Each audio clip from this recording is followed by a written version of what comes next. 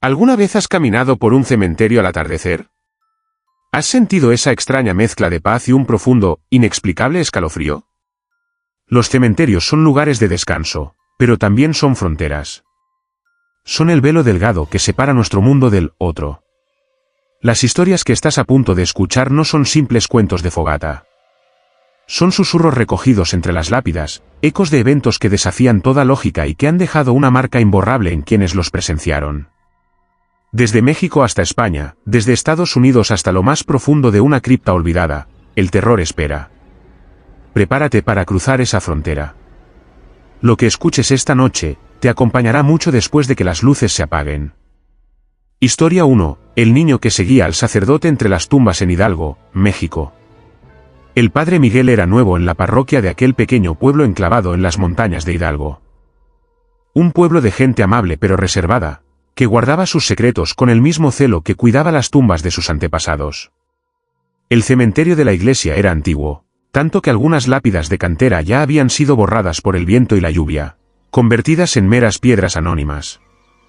A Miguel le gustaba caminar por allí al caer la tarde, rezando el rosario, encontrando una paz singular entre el silencio de los muertos y la belleza melancólica del paisaje. Todo comenzó una tarde de martes, cuando el sol se teñía de un naranja enfermizo. Miguel estaba cerca del muro oeste, donde descansaban los fundadores del pueblo.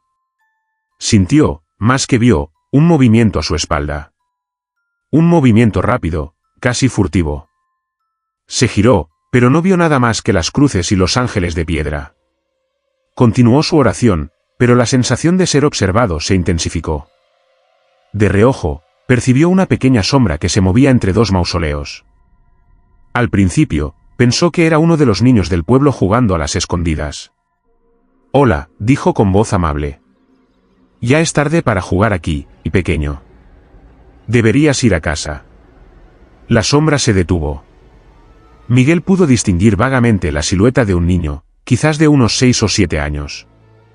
Llevaba ropas que parecían extrañas, como pantalones cortos y tirantes, algo que ya no se usaba. El niño no respondió. Estaba parcialmente oculto tras la estatua de un ángel lloroso. Miguel dio un paso hacia él. «No tengas miedo, no voy a regañarte». El niño dio un paso atrás, manteniéndose en la penumbra. Miguel frunció el ceño. Algo no estaba bien. La quietud del niño era antinatural. Durante las siguientes noches, el patrón se repitió. El padre Miguel comenzaba su paseo, y al llegar al sector antiguo, la presencia se manifestaba. Siempre a distancia, siempre observando. El sacerdote intentó ignorarlo, pensando que quizás era una manifestación de su propia soledad en la nueva parroquia. Pero la sensación era demasiado real. Era una presencia física. Comenzó a notar detalles inquietantes. El niño nunca hacía ruido. Sus pies no crujían la grava ni las hojas secas. Y lo más perturbador, solo podía verlo con la visión periférica.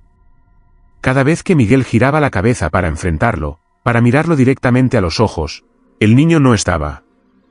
Simplemente, desaparecía. No corría a esconderse, se desvanecía en el aire. Una noche, harto de aquel juego macabro, Miguel se detuvo en seco. «En el nombre de Dios, te exijo que te muestres. ¿Eres un alma en pena? ¿Qué buscas de mí?» El silencio fue su única respuesta, pero el aire se volvió pesado, frío. Sintió al niño más cerca que nunca, justo detrás de su hombro derecho. Podía oír una respiración sutil, o quizás era el viento susurrando. Lentamente, se giró. Y por una fracción de segundo, lo vio. Estaba a menos de 1 metro. Tenía el rostro pálido, casi azulado, y unos ojos inmensos, oscuros y vacíos de toda vida. No había tristeza en ellos, solo una curiosidad fría. Miguel lo miró fijamente. Y en el instante en que sus miradas se cruzaron, el niño se disolvió. Fue como si alguien apagara una vela. Aterrado, Miguel corrió a la casa parroquial. Consultó los archivos de la iglesia, buscando registros de niños fallecidos en circunstancias extrañas. No encontró nada fuera de lo común, fiebres, accidentes. Nada que explicara aquello. Habló con el sacristán más anciano, un hombre llamado don Artemio. Artemio escuchó el relato con una calma sombría. Ah, dijo asintiendo lentamente. Usted ha visto al vigía. No es un niño, padre. No como creemos. Le contó una leyenda local, una historia que la iglesia prefería no reconocer. Decían que el primer sacerdote que fundó la iglesia había cometido un pecado terrible, un sacrificio impío para asegurar la prosperidad del pueblo, y que había usado a un niño. El alma de ese niño, o lo que quedaba de ella, estaba atada al cementerio. No busca descanso, padre, advirtió Artemio. Busca un reemplazo. Sigue a los sacerdotes porque odia la cruz que usted lleva. Lo observa, lo mide. Pero hay una regla, no puede hacerle daño si usted lo mira de frente. Es por eso que desaparece. Es el acto de ser visto, de ser reconocido por un hombre de fe, lo que lo destierra temporalmente. Miguel intentó realizar una misa por el alma del niño, pero aquella noche, el cementerio cobró vida. El viento aullaba y las puertas de los mausoleos golpeaban. Cuando Miguel intentó acercarse al lugar donde solía ver al niño, una fuerza invisible lo empujó hacia atrás. Y entonces lo escuchó. No era el llanto de un niño, sino una risa. Una risa aguda, burlona, que parecía venir de todas las tumbas a la vez. El padre Miguel pidió su traslado una semana después. Nunca volvió a caminar en un cementerio al atardecer. La parroquia de Hidalgo sigue allí, y los nuevos sacerdotes, de vez en cuando, reportan la sensación de ser seguidos. Reportan una pequeña sombra que se mueve entre las tumbas, una sombra que solo se deja ver de reojo, esperando el momento en que el sacerdote, por fin, deje de mirar. ¿Te está gustando esta historia? El terror apenas comienza. Si quieres apoyar al canal y asegurarte de no perderte las siguientes narraciones, por favor, suscríbete ahora mismo y deja un like. Tu apoyo es fundamental. Historia 2. El rosario encontrado completo dentro de un ataúd en Michigan, Estados Unidos. La familia Donovan no era conocida por su calidez. Cuando la matriarca, Eleanor Donovan, falleció a los 89 años, el ambiente en la funeraria de Bloomfield Hills, Michigan, era más tenso que triste. Frank, el director de la funeraria, tenía décadas de experiencia lidiando con el duelo, pero los Donovan eran un caso aparte. Eran fríos, meticulosos y desconfiados. Eleanor había sido una mujer severa. En sus últimos años, había renegado de la fe católica en la que había sido criada, volviéndose amarga y atea tras la muerte de su esposo. Su hija, Catherine, estaba supervisando cada detalle del funeral con precisión militar. Mi madre fue explícita, dijo Catherine a Frank, sus ojos grises revisando la sala de velatorios. Sin cruces. Sin oraciones. Y absolutamente ningún objeto religioso en el ataúd. Ella no quería, parafernalia supersticiosa, con ella. ¿Está claro?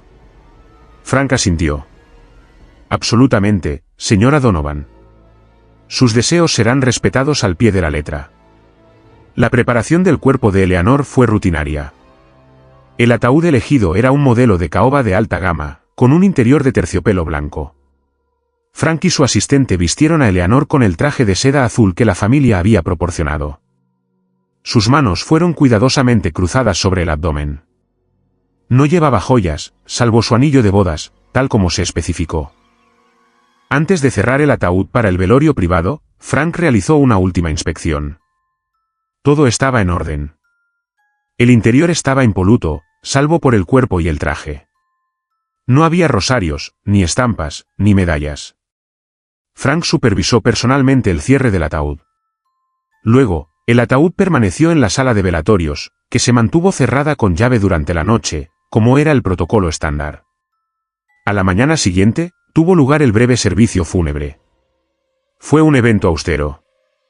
Al finalizar, el ataúd fue cerrado con su sello hermético. Frank y su equipo lo trasladaron al coche fúnebre para el corto viaje al mausoleo familiar en el cementerio local. Aquí es donde la historia da un giro inexplicable. La cripta de los Donovan era antigua. Debido a una extraña regulación del cementerio sobre criptas históricas, se requería que un miembro de la familia y un representante del cementerio estuvieran presentes para presenciar, no solo la colocación, sino también una última verificación del sello del ataúd antes de que fuera deslizado en el nicho de mármol. El administrador del cementerio, el señor Harris, Catherine Donovan y Frank se reunieron frente a la cripta abierta. Frank revisó el sello. Estaba intacto. Sin embargo, Catherine, en un ataque de desconfianza paranoica, insistió: quiero verlo una última vez. Quiero asegurarme de que nadie haya puesto nada. Frank suspiró, pero el cliente mandaba. Era una petición inusual, pero no ilegal. Con dificultad, Frank y su asistente rompieron el sello hermético y abrieron la pesada tapa de caoba. Catherine se acercó. Miró dentro. Y entonces, soltó un grito ahogado que heló la sangre de los presentes. Frank se acercó de inmediato. Su corazón se detuvo. Allí, entrelazado firmemente entre los dedos fríos y pálidos de Eleanor Donovan, había un rosario. No era un rosario cualquiera, era uno antiguo, hecho de cuentas de madera oscura y un crucifijo de plata deslustrada. El silencio fue absoluto. Frank sintió que el suelo desaparecía bajo sus pies. Era imposible. Usted, gritó Catherine, girándose hacia Frank, su rostro pálido de ira. Le dije explícitamente que no. Yo no lo puse, tartamudeó Frank, su reputación de 30 años desmoronándose en un segundo. Catherine, yo mismo la preparé. No estaba allí. Usted me vio. Insinúa que estoy loca, siseó ella. El señor Harris, del cementerio, intervino. Frank, ¿es posible que tu asistente? Imposible, dijo Frank. Estuve con él. Y el ataúd fue sellado anoche. Nadie ha tenido acceso. La sala estaba cerrada. Revisaron las cámaras de seguridad de la funeraria. El vídeo era claro. Mostraba a Frank y su asistente cerrando el ataúd la noche anterior. Mostraba el pasillo fuera de la sala de velatorios. Nadie entró.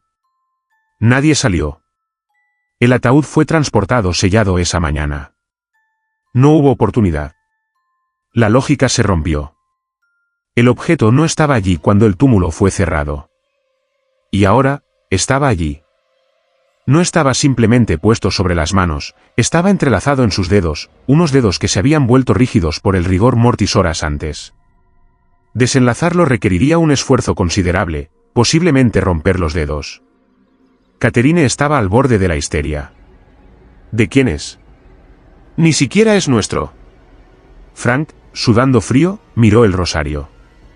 Sintió un terror primitivo. El objeto parecía antiguo. Y, aunque el día era frío, casi le pareció ver un leve vaho, como si el rosario estuviera caliente. La familia Donovan amenazó con demandar. La funeraria de Frank estuvo bajo investigación. Pero no había ninguna explicación. No hubo intrusos. No hubo fallos en el protocolo. El único hecho irrefutable era que un objeto material había aparecido dentro de un contenedor herméticamente sellado. Al final, aterrados e incapaces de entender, decidieron no tocarlo. Catherine, temblando, ordenó que cerraran el ataúd. No quería que nadie tocara a su madre ni al objeto. El ataúd fue sellado de nuevo, esta vez con el rosario dentro, y deslizado en la oscuridad de la cripta de mármol. Frank nunca se recuperó del incidente. Se retiró 6 meses después. La pregunta que lo atormentaba no era cómo llegó el rosario allí. La pregunta que le despertaba sudando frío en la noche era, ¿qué o quién, dentro de ese ataúd sellado, tenía la fuerza y la voluntad para entrelazar ese rosario en los dedos de Eleanor? ¿O acaso la propia Eleanor, en su desafío final a Dios, había sido forzada a aceptar, en la oscuridad, aquello que había rechazado en la vida? Un objeto imposible en un lugar sellado. El terror a menudo desafía la lógica. Si esta historia te ha inquietado, demuéstralo. Deja tu like en el vídeo y si aún no lo has hecho, suscríbete para más relatos de lo inexplicable. Historia 3. La mujer que lloraba frente a una lápida sin nombre en Madrid y España. El cementerio de la Almudena en Madrid no es solo un cementerio, es una ciudad de los muertos. Sus hectáreas están repletas de mausoleos opulentos, nichos humildes y, en las secciones más antiguas, tumbas que han perdido su identidad con el paso de los siglos. Es aquí donde trabajaba Damián, el sepulturero jefe, un hombre que había pasado más de 40 años entre los muertos y creía haberlo visto todo. Pero nada lo preparó para la Llorona del sector 14. El sector 14 era una de las áreas más antiguas y descuidadas. Las lápidas estaban rotas, la maleza crecía sin control. Y en medio de ese abandono, había una lápida en particular. No era una tumba grande, solo una simple losa de piedra gris, tan desgastada por el tiempo que cualquier inscripción que hubiera tenido se había borrado por completo. Era una tumba sin nombre. Fue allí donde Damián la vio por primera vez, en una fría tarde de noviembre. Era una mujer. Estaba de espaldas a él, de pie, inmóvil frente a la lápida sin nombre.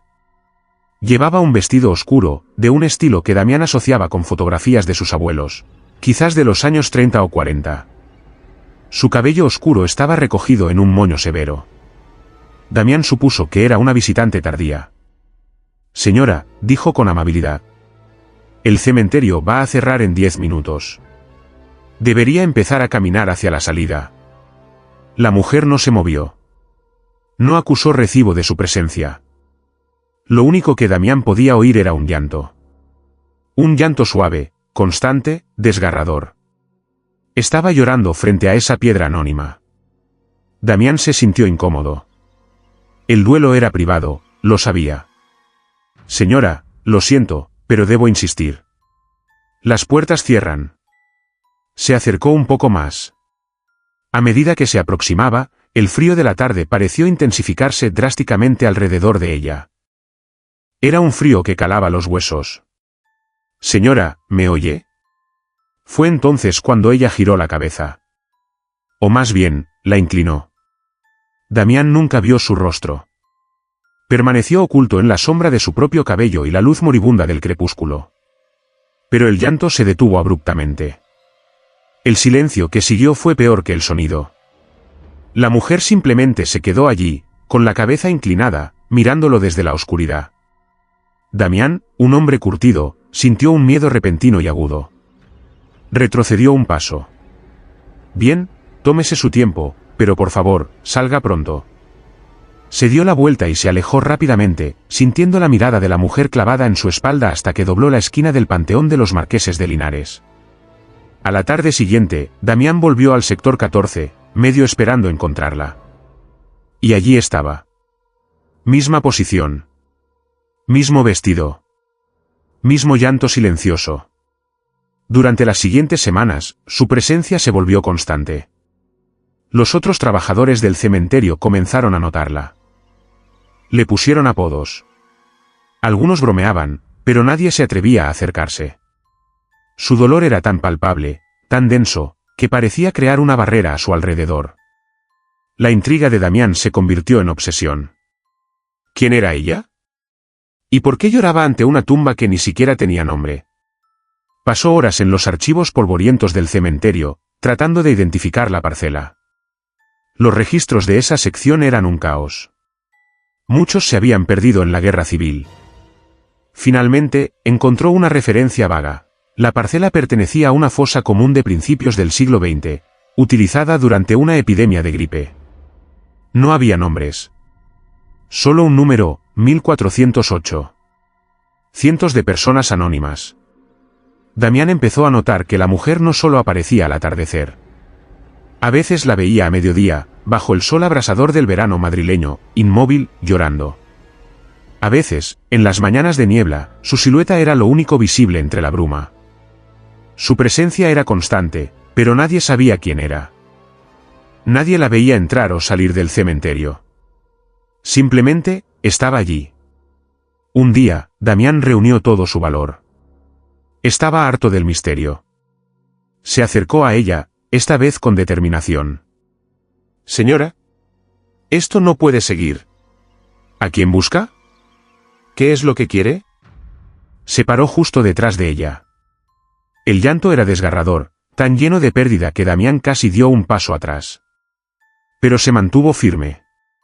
Puso su mano sobre el hombro de la mujer. El contacto fue como sumergir la mano en un cubo de hielo seco. El frío fue tan intenso que Damián gritó de dolor.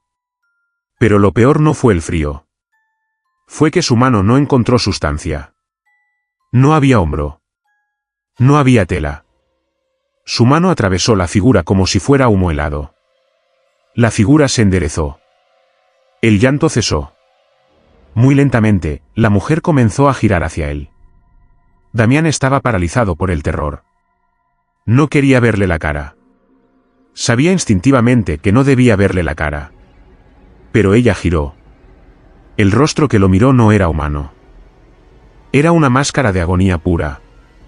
Sus ojos eran cuencas vacías, pero de ellas brotaban lágrimas que parecían ser de sangre oscura y espesa. Su boca estaba abierta en un grito silencioso, una O perfecta de horror eterno. Damián cayó hacia atrás, tropezando con otra tumba. La mujer dio un paso hacia él, sus pies no tocaban el suelo. Levantó una mano pálida y huesuda, como si quisiera que él tomara su lugar en la vigilia. Damián se arrastró hacia atrás, rezando el Ave María a toda velocidad, sin dejar de mirarla. La figura se detuvo, observándolo. Luego, con una lentitud insoportable, volvió a girarse hacia la lápida sin nombre y reanudó su llanto. Damián corrió. Corrió como no había corrido en 30 años. Dejó sus herramientas, su chaqueta, todo. Salió por la puerta principal y nunca regresó. Renunció a su trabajo al día siguiente. Los nuevos sepultureros del cementerio de la Almudena siguen reportando lo mismo. En el sector 14, hay una mujer que llora. Su presencia es constante. Nadie sabe quién es. Y nadie se atreve a preguntarle. La pena puede atar un alma a la tierra más fuerte que cualquier cadena. Si esta historia te ha provocado un escalofrío, suscríbete al canal. Y si te atreves a seguir escuchando, deja un like para mostrar tu valentía. Historia 4. El lamento que venía desde un osario en Querétaro, México. En las afueras de la ciudad de Querétaro, existe una antigua capilla abandonada, perteneciente a una hacienda que se consumió en un incendio hace más de un siglo. La capilla, milagrosamente, quedó en pie, aunque sus puertas estaban tapiadas y el techo parcialmente derrumbado. Debajo de esta capilla, se encontraba un osario. Un lugar olvidado donde los huesos de generaciones de trabajadores de la hacienda y sus familias habían sido almacenados cuando las tumbas individuales se quedaron sin espacio. Nadie visitaba el lugar, excepto adolescentes en busca de emociones fuertes o, como en este caso, un equipo de historiadores de la universidad local.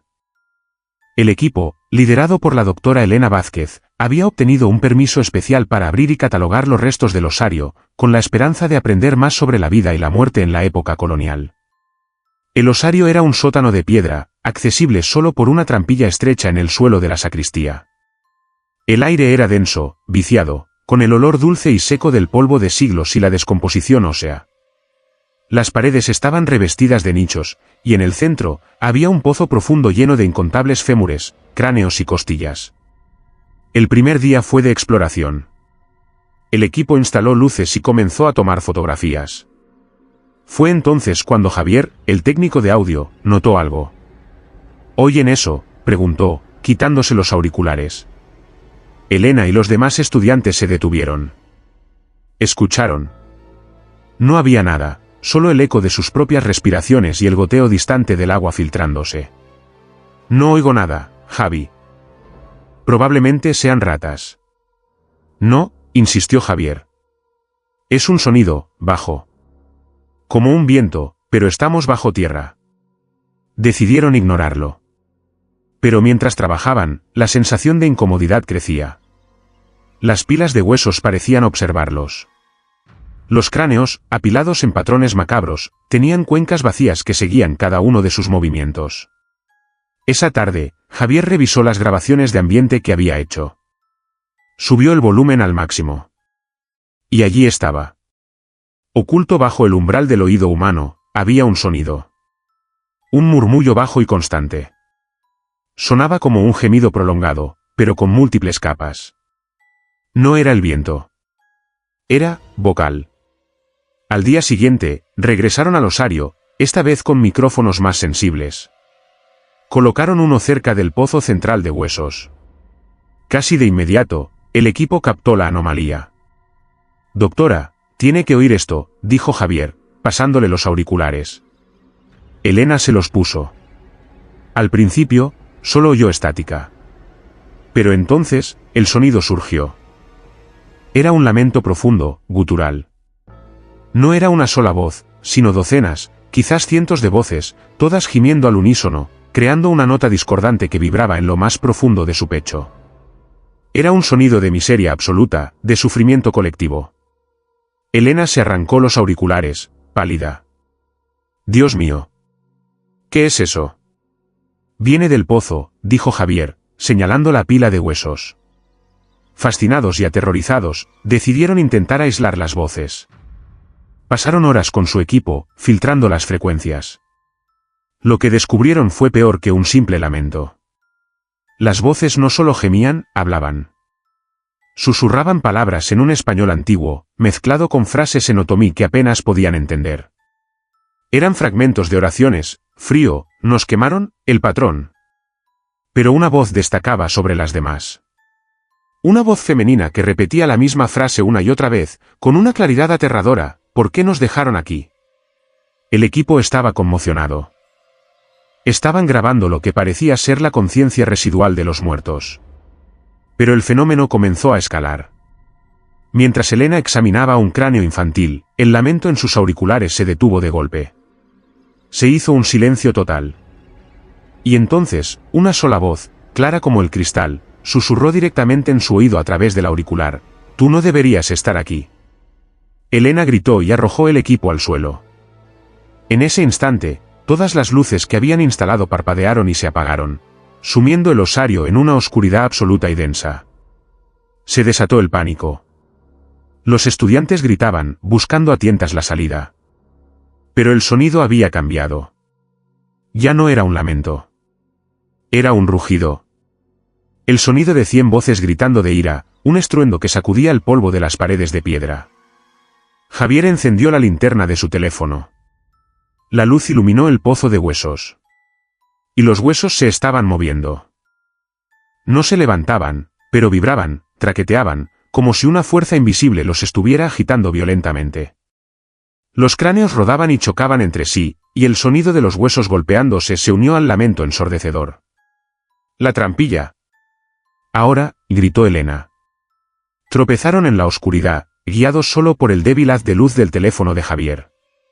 Cuando llegaron a la escalera, Elena, que iba la última, sintió algo frío y huesudo agarrar su tobillo. Gritó, pateando. Era una mano, un esqueleto de mano que había salido disparado del pozo y se aferraba a ella con una fuerza imposible. Uno de los estudiantes la agarró y tiró de ella hacia arriba. Subieron la escalera, salieron al aire de la sacristía y cerraron la pesada trampilla de madera, echando el cerrojo justo cuando algo golpeó la puerta desde abajo con una fuerza atronadora. Se quedaron allí, jadeando, cubiertos de polvo y sudor frío. Desde debajo de la trampilla, el sonido continuaba, el lamento profundo, el coro de los olvidados, ahora furioso por haber sido perturbado. El equipo huyó de la hacienda y nunca regresó. Presentaron un informe recomendando que el sitio fuera sellado permanentemente por riesgo estructural.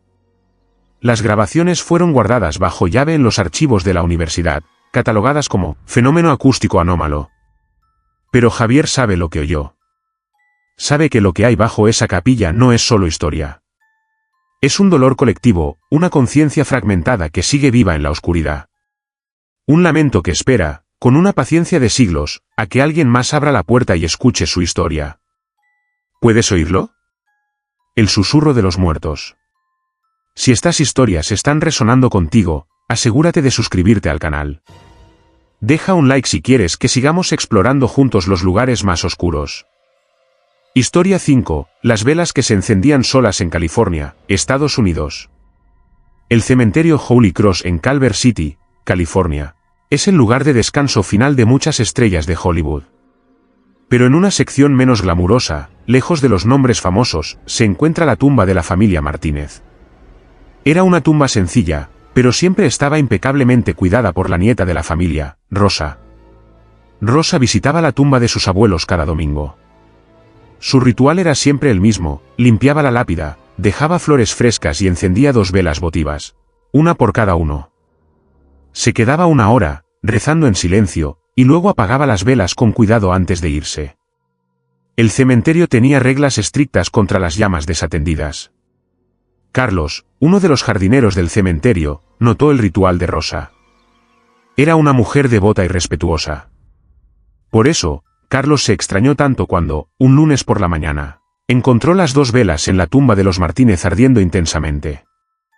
Pensó que Rosa simplemente las había olvidado. Apagó las llamas, soplándolas, y continuó con su trabajo. Pero al día siguiente, martes, mientras regaba los setos cercanos, volvió a verlas. Las 2 velas, ahora a media altura, ardían de nuevo. Esto lo inquietó. ¿Estaba Rosa volviendo al cementerio por la noche solo para encenderlas? Parecía improbable. Esta vez, Carlos no solo las apagó, sino que mojó las mechas con el agua de su regadera, asegurándose de que estuvieran completamente empapadas. Murmuró para sí, arreglado. El miércoles por la mañana, Carlos sintió un escalofrío recorrer su espalda. Desde la distancia, vio el parpadeo. Las 2 velas, ahora casi consumidas, estaban ardiendo. Sus mechas, que él mismo había empapado, brillaban con una llama firme y constante. Carlos era un hombre pragmático, pero esto desafiaba cualquier explicación. Se acercó a la tumba. Las velas estaban casi derretidas, la cera formaba un charco en la base de la lápida. No había nadie cerca. No había señales de fósforos ni encendedores. Decidió hacer un experimento. Apagó las llamas, esta vez con más fuerza. Tomó las 2 velas derretidas, las metió en una bolsa y las tiró al contenedor de basura principal del cementerio, a casi 1 kilómetro de distancia, cerca de la entrada. Luego, limpió la cera de la lápida. Se acabó el juego, pensó. Esa tarde, una tormenta azotó Los Ángeles. Llovió a cántaros durante horas. El cementerio se inundó parcialmente. A la mañana siguiente, jueves, Carlos conducía su carrito de golf por los senderos encharcados.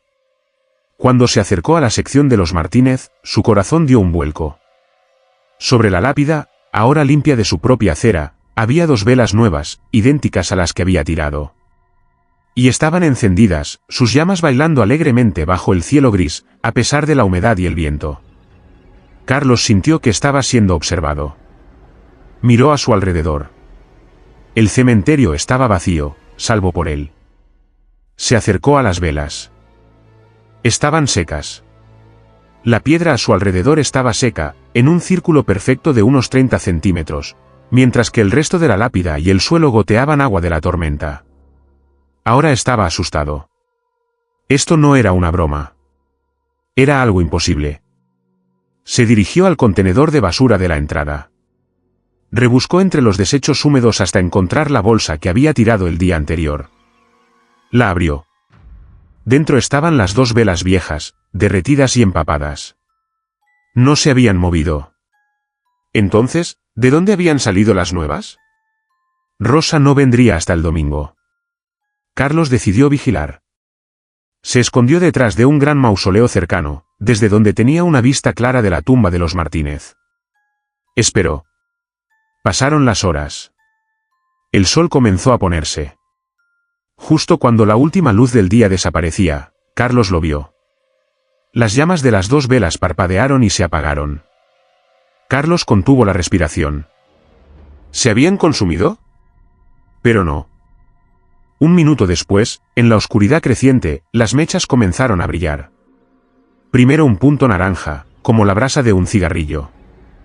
Luego, sin sonido, sin chispa, ambas mechas estallaron en llamas completas simultáneamente. Se encendieron solas.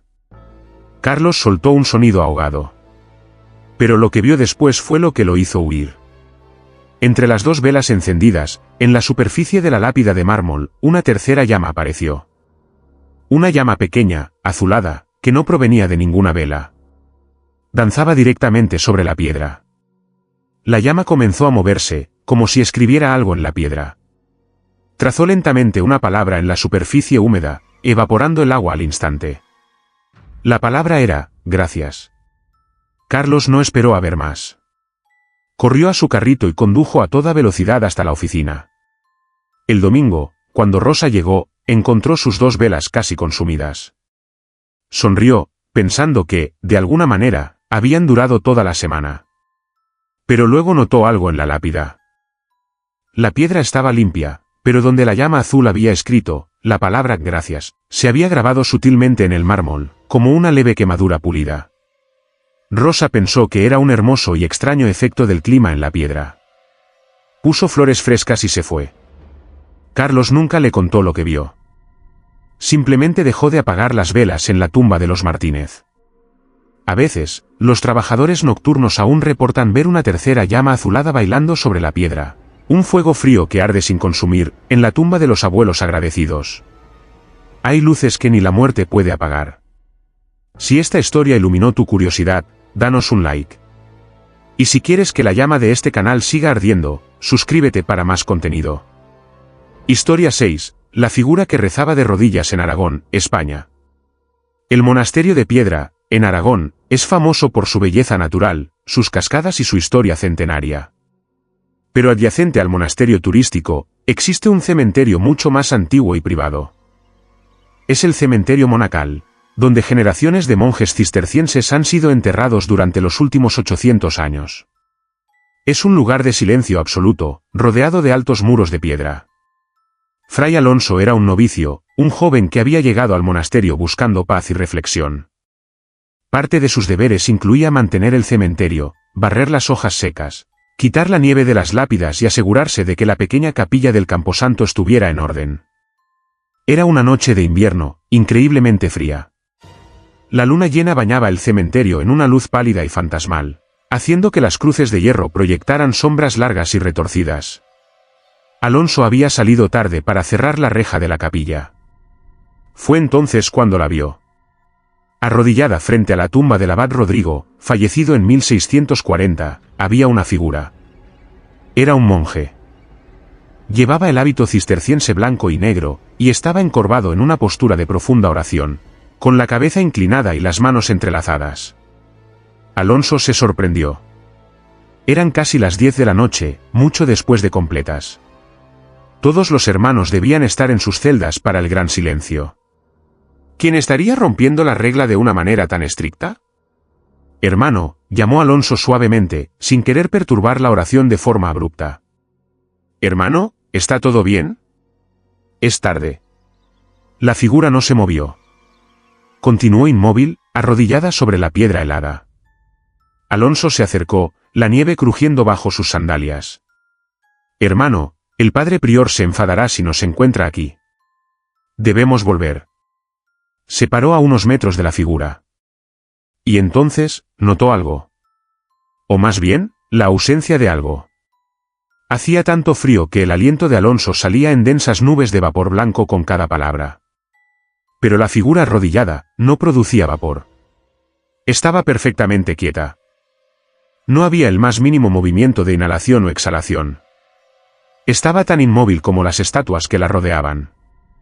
Un escalofrío que no tenía nada que ver con la temperatura recorrió a Alonso. Hermano, repitió, su voz temblando. Estiró la mano para tocar el hombro del monje. Sus dedos rozaron la tela del hábito. La sensación fue indescriptible. No era tela. Era dura, como la madera petrificada, y tan fría como el hielo. Pero al mismo tiempo, vibraba, como si una corriente eléctrica de baja intensidad corriera por ella. Alonso retiró la mano como si se hubiera quemado. La figura seguía sin moverse. La capucha cubría completamente su rostro, y su cabeza seguía inclinada hacia la lápida. Alonso estaba aterrorizado, pero una parte de él, una parte impulsada por el horror, necesitaba saber. Necesitaba ver la cara. Se inclinó, tratando de mirar bajo la capucha. Por el amor de Dios, levanta la cabeza, susurró. Como si obedeciera una orden, la figura comenzó a moverse. Pero no lo hizo como un hombre. Se movió con la rigidez de una marioneta, con movimientos lentos y antinaturales. La cabeza, que había estado inclinada sobre el pecho, comenzó a levantarse. Alonso contuvo el aliento, esperando ver el rostro de Fray Benito o Fray Lorenzo. La cabeza se levantó por completo. Alonso gritó. Debajo de la capucha no había rostro. No había ojos, ni nariz, ni boca. Era una superficie lisa, pálida y brillante, como el interior de una concha. Era una cara sin rasgos, una máscara de piel vacía. La figura sin rostro giró su cuerpo rígido hacia Alonso. Las manos, que habían estado entrelazadas, se separaron. Levantó un brazo, apuntando un dedo pálido hacia el novicio. Y aunque no tenía boca, Alonso escuchó una voz en su cabeza. No era un sonido, era un pensamiento implantado, un susurro frío y seco como las hojas muertas. Non debuisti. No debiste. Alonso cayó hacia atrás en la nieve, gritando y arrastrándose para alejarse. La figura se puso de pie, no con la fluidez de un humano, sino irguiéndose como una bisagra oxidada. Era increíblemente alta. Comenzó a avanzar hacia él, sus pies deslizándose sobre la nieve sin dejar huellas. Alonso se puso de pie y corrió. Corrió hacia la puerta del monasterio, golpeando y gritando hasta que el padre prior le abrió. Estaba histérico. Hablaba de un monje sin rostro, de una figura que no respiraba. El padre prior lo calmó. Lo llevó a la enfermería y le dio un té caliente. Luego, miró al joven novicio con ojos tristes. Lo que viste, Alonso, es el penitente de piedra, dijo el anciano monje. Es una leyenda, o eso creíamos. La historia cuenta que el abad Rodrigo, en cuya tumba rezaba, fue un hombre cruel. Y que uno de los monjes a los que torturó juró en su lecho de muerte que rezaría por el alma negra del abad, hasta el fin de los tiempos. Para asegurarse de que su tormento nunca fuera olvidado. Pero, no tenía cara, sollozó Alonso. La oración perpetua le ha borrado la identidad, susurró el prior. Ya no es un hombre. Es solo la oración. Es la penitencia hecha carne. O lo que sea ahora. Alonso dejó el monasterio esa misma semana. La paz que había ido a buscar no estaba allí. En el cementerio monacal, bajo la luna de Aragón, la figura sigue arrodillada. Los monjes saben que no deben salir después de completas. Saben que no deben interrumpir esa oración. Porque la figura nunca levanta la cabeza, y nunca respira. Y reza por un alma que, tal vez, nunca será perdonada. Hay oraciones que es mejor no interrumpir. Si esta historia te ha helado la sangre, suscríbete al canal. Y deja un like si quieres que sigamos descubriendo los secretos que guardan los muros de los monasterios. Historia 7, el ataúd que cambió de posición en Michoacán, México. En un pueblo montañoso de Michoacán, las tradiciones funerarias son tan antiguas como las montañas mismas. La familia de la Garza era una de las más antiguas y ricas de la región, y su mausoleo familiar en el cementerio municipal era una estructura imponente de mármol negro, más parecida a una pequeña iglesia que a una tumba. La historia comienza con la muerte de don Rafael de la Garza, el patriarca, en 1985. Su funeral fue un evento masivo. Fue enterrado en un ataúd de bronce ornamentado, una pieza que pesaba casi 300 kilos.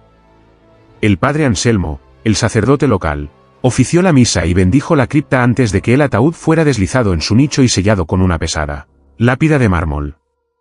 20 años después, en 2005, falleció la viuda de don Rafael, doña Elvira.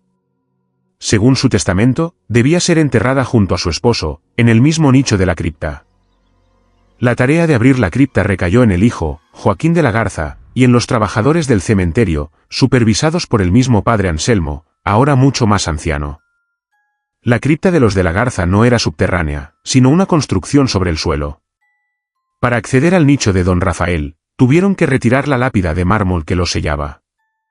Era un trabajo pesado que requirió palancas y la fuerza de 4 hombres.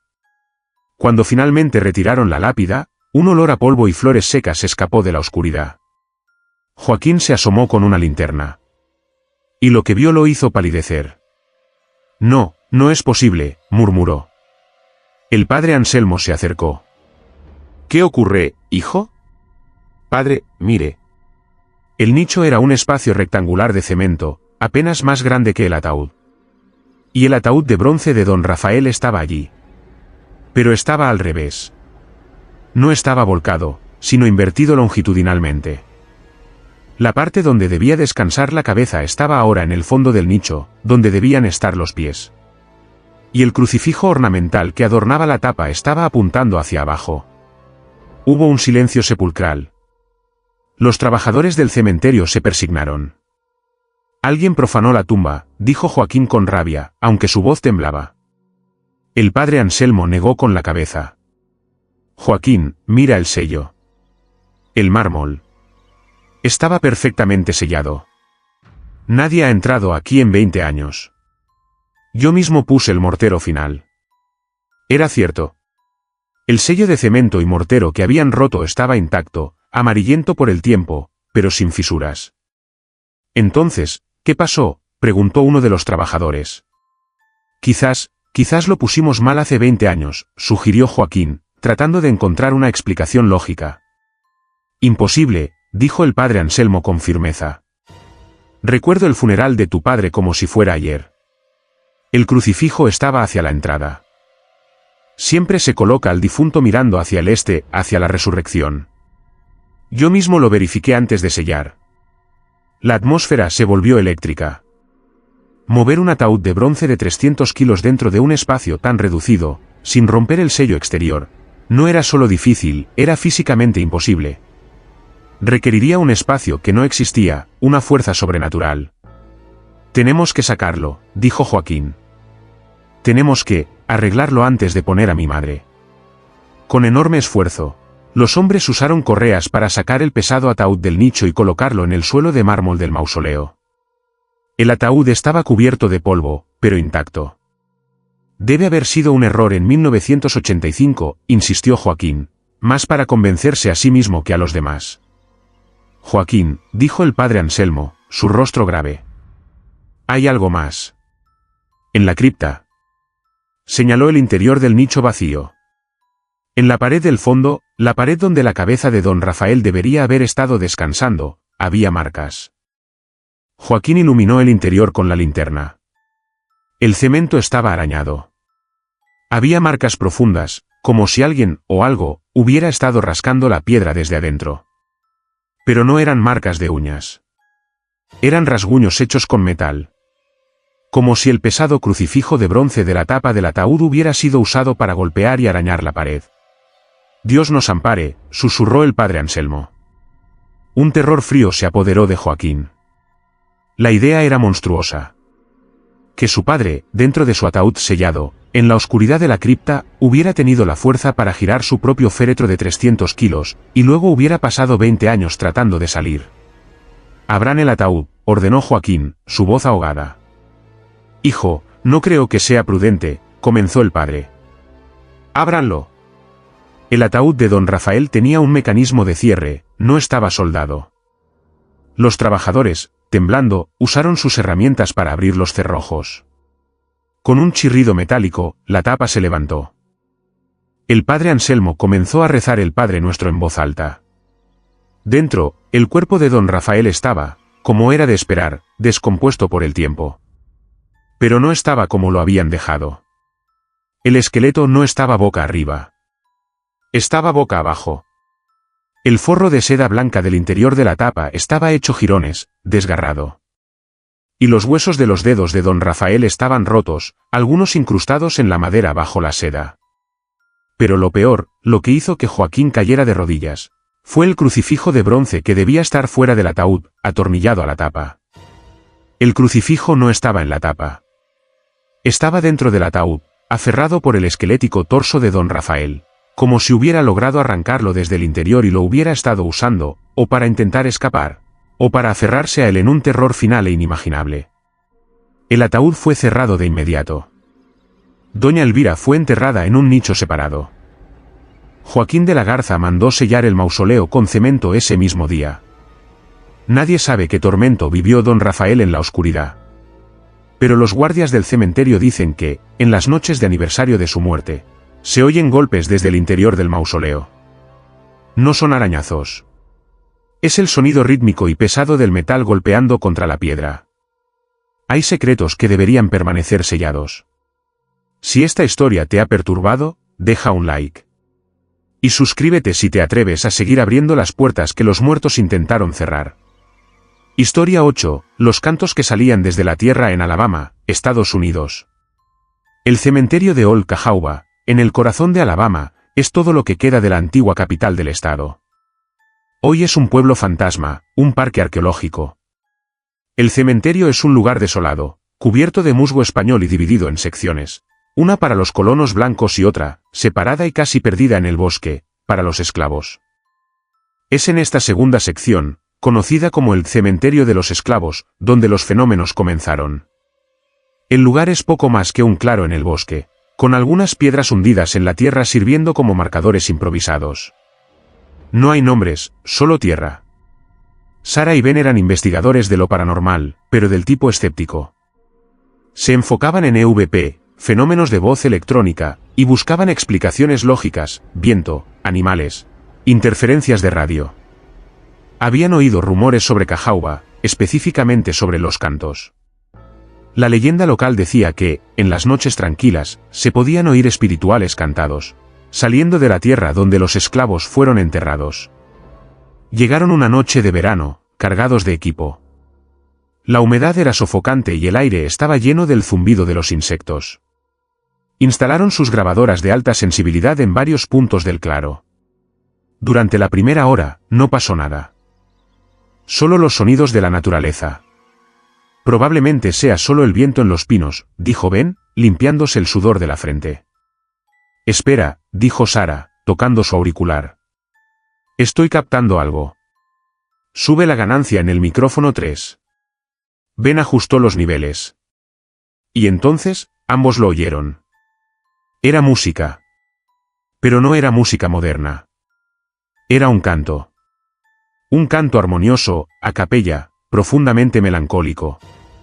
Eran múltiples voces, hombres y mujeres, cantando juntos en una armonía perfecta. No podían entender las palabras, pero la emoción era innegable, era un canto de trabajo, un canto de dolor, pero también de esperanza. ¿De dónde viene?, susurró Ben, mirando alrededor frenéticamente. Estaban a kilómetros de la casa más cercana. No había altavoces, ni fiestas. Viene, de abajo, dijo Sarah, con los ojos muy abiertos. Ben, el micrófono está en el suelo. Viene de la tierra. El canto se hizo más fuerte. Llenó el claro. Era hermoso y aterrador. Era como si estuvieran parados sobre un coro invisible. Las voces eran claras, ricas y llenas de vida. Fascinados, comenzaron a grabar, moviendo los micrófonos, tratando de triangular la fuente. Pero la fuente estaba en todas partes. Era el suelo mismo el que cantaba. De repente, la armonía se rompió. El canto se detuvo abruptamente, y fue reemplazado por un solo sonido, un grito. Un grito de hombre, lleno de angustia, seguido por el sonido inconfundible de un látigo cortando el aire. Sarah y Ben saltaron hacia atrás. El sonido era tan vívido que esperaban ver a alguien allí. Luego, silencio. ¿Qué fue eso?, tembló Sarah. No lo sé. Fue una grabación. Tiene que serlo, dijo Ben, aunque su rostro estaba pálido. Ben, mira el medidor de EMF. El medidor de campo electromagnético, que había estado inactivo, ahora estaba disparado. Las luces rojas parpadeaban frenéticamente. Y entonces, los cantos regresaron. Pero ya no eran armoniosos. Eran discordantes, caóticos. Eran gritos, llantos y súplicas, todos mezclados en un muro de sonido aterrador. Las voces ya no cantaban sobre la esperanza, gritaban de miedo. Tenemos que irnos, gritó Sarah. Mientras recogían su equipo a toda prisa, una voz se separó del caos. Una voz de mujer, fuerte y clara, que no parecía venir de las grabadoras, sino del aire a su alrededor. Dijo una sola palabra: corre. No necesitaron que se lo dijeran dos veces. Corrieron por el bosque oscuro, tropezando con raíces, hasta que llegaron a su coche. Se encerraron dentro, jadeando. Incluso dentro del coche, con las ventanillas subidas, podían oírlo. El suelo de Cahawba estaba vivo con el eco de un sufrimiento atroz. Condujeron hasta que estuvieron a varios kilómetros de distancia antes de detenerse. Revisaron sus grabaciones. El material era increíblemente claro. Los cantos armoniosos. El grito. El látigo. El caos. Y luego, justo al final, la voz de la mujer diciendo corre. Pero había algo más en la grabación que no habían oído en persona. Después de la palabra corre, cuando solo se oía el sonido de ellos huyendo, se escuchó otro sonido. Un sonido bajo, gutural. Era una risa. No era la risa de los que sufrían. Era una risa profunda, cruel y satisfecha. Una risa que parecía disfrutar de la repetición de aquel terror. Sara y Ben publicaron sus hallazgos, pero los catalogaron como inconclusos. Se negaron a volver a Cahawba. Se dieron cuenta de que no estaban escuchando un eco del pasado. Estaban escuchando un evento que, para las almas atrapadas allí, nunca había terminado. Y lo peor de todo, se dieron cuenta de que el canto armonioso no era solo un recuerdo, era el preludio. Era la calma que los espíritus recreaban cada noche, solo para ser destrozada, una y otra vez, por el terror que la siguió. Un terror que ahora tenía una audiencia. Hay ecos que el tiempo no puede borrar. Si estas voces del pasado te han conmovido, suscríbete a nuestro canal. Deja un like si crees que hay historias en la tierra que merecen ser escuchadas. Historia 9, la tumba que amanecía cubierta de ceniza en Toledo, España. En Toledo, una ciudad donde la historia pesa en el aire, hay un pequeño cementerio adosado a un convento de clausura. Es un lugar antiguo, y una de sus tumbas siempre había sido motivo de habladurías y miedo. Era la tumba de doña Isabel de Mendoza, una noble del siglo XVI. Su tumba era opulenta, un sarcófago de piedra tallada con su efigie reclinada en la parte superior. El misterio era simple: cada mañana, sin falta, el sarcófago de doña Isabel aparecía cubierto por una fina capa de ceniza gris. No era polvo. Era ceniza. Sor Consuelo, la monja encargada del mantenimiento del jardín y el cementerio, era quien la limpiaba. Cada mañana, con el alba, tomaba un cepillo y un recogedor y barría la ceniza. Y cada mañana siguiente, la ceniza volvía a estar allí. Las monjas tenían prohibido hablar de ello. La Madre Superiora insistía en que era un fenómeno natural, quizás el viento que traía el polvo de los campos o la contaminación de la ciudad. Pero el cementerio estaba rodeado de altos muros. Y ninguna otra tumba, ni siquiera la que estaba a 1 metro de distancia, tenía una sola mota de ceniza. La leyenda que susurraban las novicias era mucho más oscura. Decían que doña Isabel de Mendoza no había sido la mujer piadosa que su efigie sugería. Se rumoreaba que había practicado la brujería, que había hecho un pacto oscuro para mantener su belleza y riqueza. La Inquisición la había investigado, pero su poder y su dinero la protegieron de la hoguera. Murió en su cama, anciana y temida. La leyenda decía que, aunque había evadido la justicia en vida, no podía evadirla en la muerte. Y que cada noche, el fuego del infierno la alcanzaba, quemándola en su tumba de piedra, dejando solo la ceniza como prueba de su tormento nocturno. Un joven sacerdote, el padre Julián, fue asignado como confesor al convento. Era un hombre moderno, educado en Roma, y no creía en cuentos de viejas. Cuando Sor Consuelo le mencionó el problema de la ceniza, él sonrió con condescendencia. «Hermana, debe ser algún tipo de hongo o moho que se seca», dijo. «O quizás un bromista». «Un bromista no podría entrar aquí, padre. Los muros son altos y las puertas están cerradas». «Y esto pasa desde hace siglos», respondió ella. Julián decidió resolver el misterio y calmar los miedos de las monjas. Obtuvo permiso de la Madre Superiora para pasar la noche en vela, vigilando la tumba. Se instaló en una pequeña alcoba de piedra que servía como almacén de herramientas, cuya ventana daba directamente al sarcófago. Llevaba un termo de café y una cámara digital. Las primeras horas fueron de un silencio absoluto. La luna iluminaba la efigie de piedra de doña Isabel.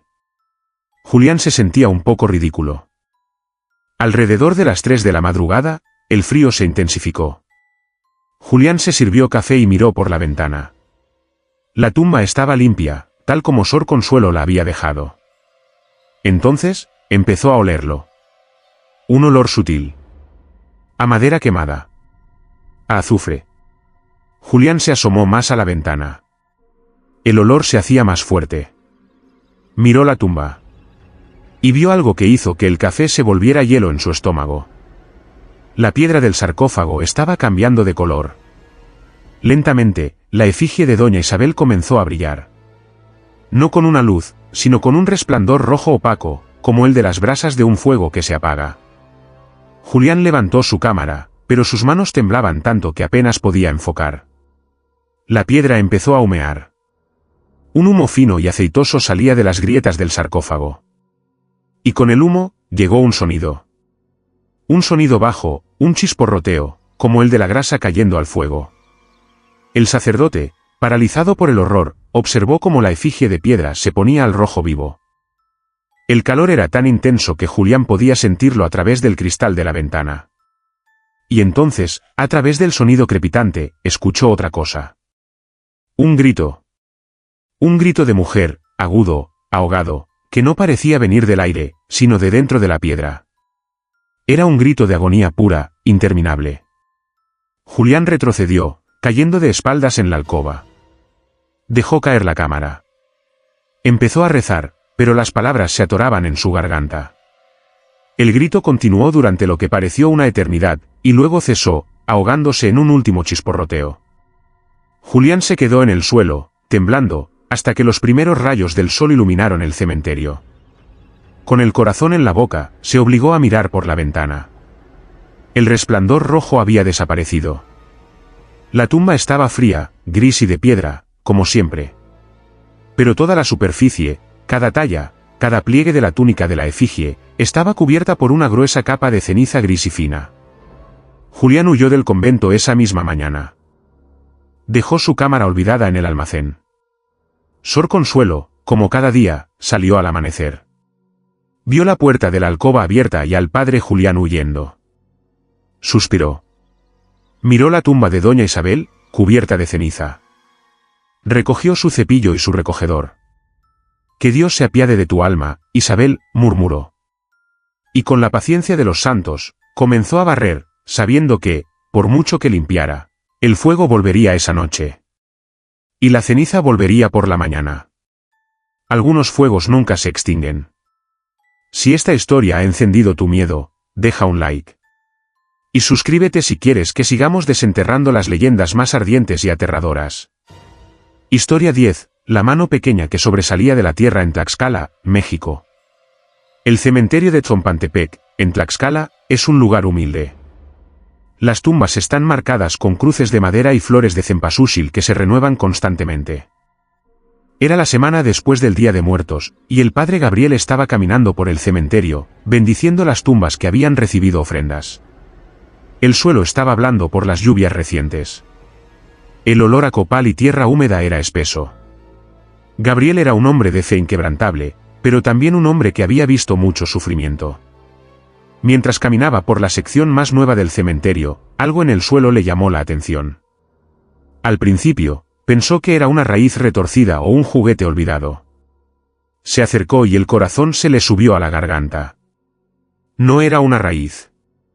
Sobresaliendo de la tierra fangosa, entre dos tumbas recientes, había una mano. Era una mano pequeña, pálida, del tamaño de la de un niño de 4 o 5 años. Estaba sucia de barro, pero inconfundiblemente humana. El primer pensamiento de Gabriel fue horrible, un entierro clandestino, un crimen. O peor aún, que las lluvias habían removido la tierra de un entierro poco profundo. Dios mío, exclamó, arrodillándose. Con manos temblorosas, buscó su teléfono para llamar a la policía. Pero mientras lo sacaba, se detuvo. Miró la mano. Y la mano se movió. No fue una convulsión. No fue un espasmo. Fue un movimiento deliberado. Los pequeños dedos, cubiertos de lodo, se flexionaron lentamente. Se curvaron, como si trataran de agarrar algo, y luego se estiraron. El padre Gabriel dejó caer su teléfono. Se quedó paralizado, con los ojos fijos en aquella cosa. El terror le impedía respirar. Esto no es real. Es el cansancio. Es la luz, se dijo a sí mismo. Se inclinó más cerca, con el crucifijo de su rosario en la mano. En el nombre del Padre, y del Hijo, comenzó a rezar. La mano se detuvo. Y luego, los dedos se giraron en la tierra, como si la muñeca estuviera rotando bajo el suelo, hasta que la palma quedó hacia arriba. Los dedos se curvaron de nuevo, en un gesto claro de ven. Gabriel sintió que iba a vomitar. Esto era una abominación. Con un grito ahogado, hizo lo único que su instinto le dijo. Agarró una pala de jardinero que estaba apoyada contra una tumba cercana y comenzó a cavar frenéticamente, alrededor de la mano.